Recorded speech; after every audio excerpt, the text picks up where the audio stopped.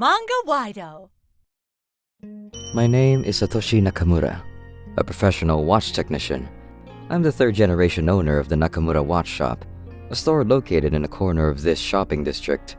I'm not trying to be cocky, but I could say I'm pretty talented in my watch repair skills. That's why I don't just get customers in this region, but I have people from far away, even customers from other countries, requesting my services. Because the use of cell phones increased, it seems that watches have become less popular. Still, my business was doing decently. One afternoon, a customer ran into my shop out of breath. Sir, please fix this watch! I was shocked. That customer, I think his name was Jun Miura. He was a popular troublemaker in the neighborhood. Jun placed the watch he was holding with his bare hands on top of the counter. The watch was old, but it was an expensive brand imported from abroad. The watch belt was stained from oily hands. There was a huge crack in the glass, and, of course, the watch hands were permanently stopped. Why does this child own an expensive watch like this? It's probably something he stole. Jun made his name popular around the neighborhood with a large physique for a third grader and a terrible attitude. He would damage public items for fun and stay out late with troublemaking friends who were older than him. There were even rumors that he was stealing from stores in this shopping district. Wow, this is huge! This mysterious watch was most likely something he stole as well. After thinking it over, I looked into Jun's eyes. Based on what I see here, this watch needs a lot of work. It's going to be expensive. Do you have the money to pay for it? Of course I do! Don't make fun of me! I'm leaving the watch with you, okay? After Jun says that, he left. The next day, Jun walked into the store carrying a cardboard box to his chest. This is my entire fortune. As prompted, I looked into the box and couldn't help but let out a laugh. The box contained all of his toys. No matter how he behaved, it seemed like he was just a kid after all.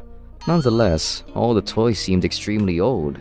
A bamboo propeller toy that seemed to be homemade, pogs, a tin vehicle, marbles. Jun must have sensed something was wrong as he watched me furrow my brow. He hurriedly searched his pockets. I also have some change. $7.27. Why are you making a face like that? I'm a professional. I didn't say the price for my services doesn't matter if you gave me everything you own. Plus, I peeked into the cardboard box once again. You sure you're okay with giving up this box of toys? Aren't you going to regret it? For a child in this generation, the toy seemed kind of old. I've also never seen Jun play with these kinds of toys. I should have told him to leave right away, but I felt like these toys were also things that were stolen from other people. Jun looked down in serious contemplation. After a while, he looked up at me with a straight face. All of these things mean a lot to me, but it's okay. As long as you can fix Grandpa's watch. Please, sir. Unlike his usual troublemaking self, Jun pleaded politely and bowed his head to me. His grandfather's watch. So it wasn't stolen after all. Well, okay then. Let's make a deal. After school, Jun, you're going to help out at this store. Me? Help out here? From the next day, Jun came over to the store after school. He swept the entrance of the store with a broom, took out the trash, dusted the merchandise. I was making him do simple chores at first, but as this continued for 4 or 5 days, I started to change my perspective on him. I had only heard bad rumors about this kid, but I was starting to think that he was a good kid with guts. After you're finished demagnetizing, remove the backing. Yes, just like that. How does the inside look? Whoa! There's something like clay stuck to it. That's all old dust. After you remove that, place the backing back onto the watch. We're going to clean the watch belt next. Just like I was teaching an apprentice, I let Jun practice repairing watches one day. Jun put on monoculars and silently focused on his work. As I watched him, I thought of how different he seemed from the way he normally behaved. On another day, we had a conversation about Jun's family for some reason. Just as I had heard from the rumors, he came from a poor family and was raised by a single mother. My mom's all, my work this, my work that, every single day, and never takes care of me. She just doesn't care about me.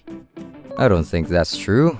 She's working every single day, even if it's tough, just so that she can raise and take care of you. Not sure about that. Anyway, Mom was always working like that.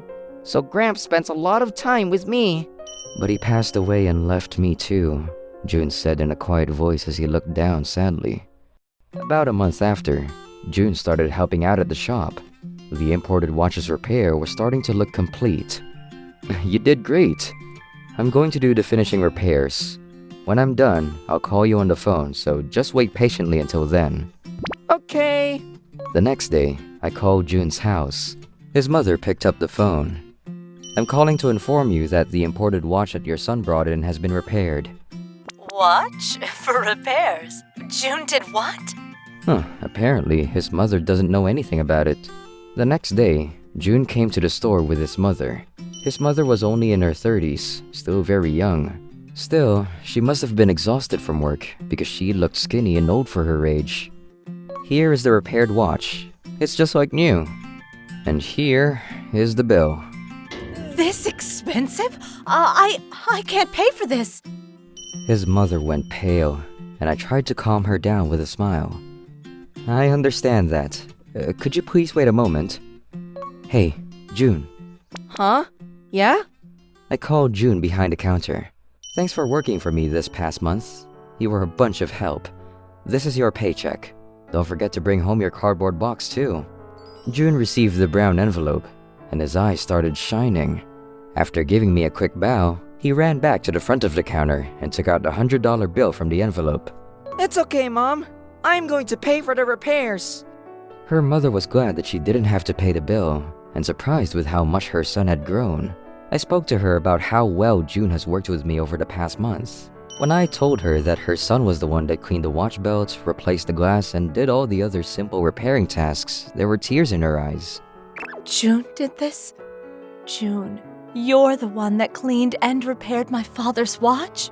Next to his mother, June looked away while blushing.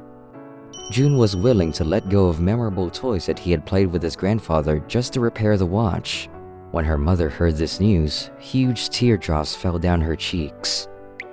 My mother is actually in the hospital at the moment.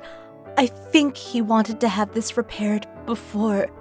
Before it was his time to say goodbye, June probably wanted to repair the watch that meant a lot to his grandfather to show it to her, as a final gift for his dying grandmother.